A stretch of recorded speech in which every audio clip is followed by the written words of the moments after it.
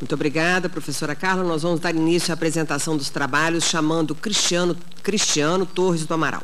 Ele está na sede da Federação das Indústrias do Estado de Minas Gerais e vai falar sobre educação ambiental no ensino profissional de telecomunicações.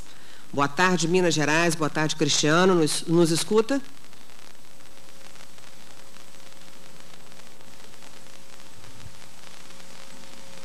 Gostaria de me apresentar. Meu nome é Cristiano, eu sou professor da Escola Politécnica de Minas Gerais, a Polimig, e também especialista em telecomunicações da Polícia Militar de Minas Gerais. Quando eu escrevi esse artigo que trata da educação ambiental no ensino profissional de telecomunicações, eu estava pensando justamente nisso que a Carla acabou de discorrer, que trata do educador Jequitibá. Eu acho que essa é a premissa, eu acho que esse foi o objetivo que eu tentei colocar nessas poucas linhas desse artigo, desse ensaio, né? Então eu inicio a minha apresentação falando um pouco acerca de como que é a atividade do profissional de telecomunicações, especificamente profissional de nível médio. Vou falar um pouco sobre a legislação ambiental que restringe as atividades desse profissional, especificamente na cidade de Belo Horizonte. E também vou falar acerca da formação deste profissional. Em seguida, vou fazer um breve relato sobre o nosso contexto atual e também como que a internet ela pode ser utilizada como recurso didático para poder formar essa conscientização do profissional cidadão. E também, ao final, vou fazer uma breve consideração final. Então, o profissional de telecomunicações ele é responsável por colocar à disposição da sociedade mecanismos de comunicação à distância. Só que para ele poder fazer essa disponibilização desses canais de comunicação, muitas vezes ele tem que colocar à disposição da sociedade alguns aparatos tecnológicos que têm que se interagir com o meio ambiente. Então, a princípio, eu vou destacar aqui as torres de telefonia celular, por exemplo, que hoje a Agência Nacional de Telecomunicações acabou de anunciar 80 mil telefones celulares móveis à disposição da sociedade. Só que esses telefones eles não funcionam se não tiver à disposição dele uma torre de telefonia celular. E essa torre, muitas vezes, ela sendo instalada ou na cidade ou no campo, ela pode interferir na paisagem, no cotidiano social das pessoas. Se for no campo, por exemplo, se a gente colocar uma torre no alto de uma serra, você tem que colocar ali uma via de acesso. Essa via de acesso envolve um certo nível de desmatamento para você chegar àquele ponto de referência. E além disso, você ainda tem a questão das baterias, que esse profissional ele vai ter que lidar com o descarte dessas baterias, que elas têm um tempo pré-determinado. Então isso é de responsabilidade desse profissional da área de telecomunicações. Eu acrescentaria ainda, dentro dessa infraestrutura que está à disposição da sociedade para oferecer os mecanismos de comunicação à distância, geradores de energia elétrica que produzem ruídos, fumaça, são todos aparatos que estão a serviço da sociedade para disponibilizar os meios de comunicação à distância e que muitas vezes eles podem interferir direta ou indiretamente no contexto, no meio ambiente social. E a sociedade, para poder se resguardar dessa interferência, ela disponibiliza algumas leis, alguns processos que vão resguardar, vão preservar esses impactos da sociedade. No caso de Belo Horizonte, existe uma lei que limita, por exemplo, a instalação de torres de telefonia celular, distância entre prédios, entre edifícios. Então eu coloquei nessa apresentação um resumo dessa legislação, até porque não é o objetivo a gente discutir essa legislação a princípio, né? E como que funciona a formação desse profissional? Eu tenho, a princípio, uma gama de disciplinas que são específicas do curso técnico de telecomunicações ou do curso de engenharia de telecomunicações. Mesclada nessa grade curricular, eu tenho como acessar algumas informações que vão contribuir para o desenvolvimento desse cidadão, desse futuro profissional. Mas, independente disso, eu tenho aliado a isso uma política nacional de educação ambiental, que ela está disposta na Lei 9.795, e que trata justamente de incluir nesses processos de formação mecanismos que possam contribuir para que o indivíduo e a sua coletividade construam valores associados à preservação e ao desenvolvimento sustentável de sua atividade. Especificamente no ensino profissional de segundo grau, no ensino técnico, essa lei ela é muito ampla.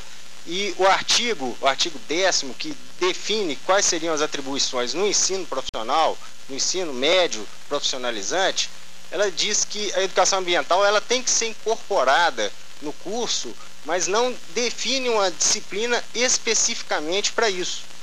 Então, eu como educador, eu tenho que desenvolver mecanismos para que eu possa incluir essa educação ambiental e conscientizar o futuro profissional de que ele não deve apenas cumprir a legislação, conforme eu apresentei antes, mas que ele tenha que dispor para a sociedade mecanismos que ela possa usufruir dos meios de comunicação que esse profissional vai colocar à sua disposição e, ao mesmo tempo, que esses meios de comunicação não afetem o desenvolvimento do meio ambiente. Então, qual que é o contexto atual? Eu tenho uma sociedade que está receosa, no caso especificamente das suas telefonias celular, desinformada, receosa com o desenvolvimento dessa tecnologia. Então, eu coloquei à disposição nesse ensaio uma foto que retrata um conflito especificamente na cidade de Belo Horizonte, que um grupo de pessoas da comunidade se organizou contra as torres de telefonia celular que vai ser instalado na rua dela. A empresa de telefonia celular, por sua vez, apresenta um paliativo. Ela apresenta uma torre camuflada, fala, olha, você não vai ter tanto impacto porque eu posso instalar na sua rua uma torre camuflada. Mas como que eu posso acessar essas informações, apresentar essa realidade para o meu educando dentro da sala de aula sem ter que levar ele para esse ambiente, sem expor esse meu educando, sem ter custos? Como que eu vou ter esse mecanismo? Então, eu discuto isso no meu artigo, que é justamente utilizar a internet como recurso didático para poder construir essa mentalidade de conscientização ambiental. De que forma? A prática de ensino ela pode ser feita colocando dentro da sala de aula os atores envolvidos. E quais seriam os atores? As empresas, a sociedade e o Estado. Como que eu faço isso? Utilizando a internet, eu posso apresentar para o meu aluno a legislação especificamente que regulamenta, no caso do exemplo que eu estou citando, que são as torres de telefonia celular, no site da Agência Nacional de Telecomunicações e da Prefeitura Municipal de Belo Horizonte. Lá está disposta toda a legislação. Mas não é simplesmente falar com o aluno, olha, você acessa o site e lê a legislação. Não é isso. É fazer com que ele descubra que exista essa legislação e traga essa realidade para a sala de aula. Nesse movimento, por exemplo, essa faixa que vocês tiveram a oportunidade de ver na apresentação, ela foi me trazida por um aluno que surgiu a partir dessa discussão. Em seguida, ainda envolvido nesses agentes, eu posso apresentar para os alunos que existem estudos acerca de todo esse desenvolvimento tecnológico. Aí eu cito a Organização Mundial de Saúde e a Comissão de Pesquisa Internacional, que está vinculada à Organização Mundial de Saúde e à ONU, que desenvolvem estudos que poderiam haver relacionados com impactos biológicos no desenvolvimento de doenças com a utilização do telefone celular, com as torres de telefonia celular e etc. Então eu estou trazendo para o aluno, para o educando, para dentro de sala de aula, as concepções de todos os agentes envolvidos. E ao final eu posso ter ainda, pela internet, as informações do que as organizações não governamentais contrárias e o que as empresas dizem. Então tem todos os agentes envolvidos sem sair da sala de aula. Eu posso promover essa discussão em sala de aula sem sair de sala de aula e sem expor o meu aluno ao conflito. Então, como que eu vejo essa situação? Eu tenho a sociedade que está disposta a utilizar os meios de comunicação. Eu tenho as empresas que querem disponibilizar os meios de comunicação. E, por outro lado, eu tenho o meio ambiente que tem que ser preservado. E onde vai ficar o educador? Como fica o educador com os seus alunos, com o profissional que será formado? Eu tenho que formar pessoas que sejam suficientemente conscientes de que existe uma legislação, mas que essa legislação ela deve ser cumprida não apenas por um requisito legal, mas porque eu sou um agente que está inserido nesse contexto social. E dependendo das minhas atitudes profissionais, eu vou ter reflexos, não pode ser hoje, amanhã ou daqui 10 anos, e isso tem que ser consciente do profissional, né? E eu deixo à disposição aí dos colegas da Carla e de todos os telespectadores. As pessoas que quiserem acessar maiores informações, eu disponibilizo meu e-mail, tá? É cristiano.amaral@pmmg.mg.gov.br, tá muito rápido. cristiano.amaral@pmmg.mg.gov.br.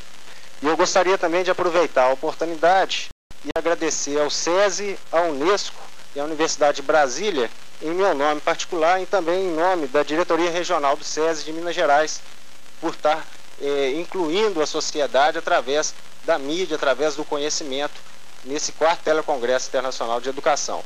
Aproveito para passar a palavra para a Carla, né, para... encerrar. Muito rápido. Muito obrigada. A Carla vai falar no final da apresentação dos painéis. Agradecemos a sua participação no primeiro painel desta tarde e passamos a palavra agora a Maria de Fátima Félix das Neves, que está em Fortaleza. Ela vai apresentar o trabalho Centro Virtual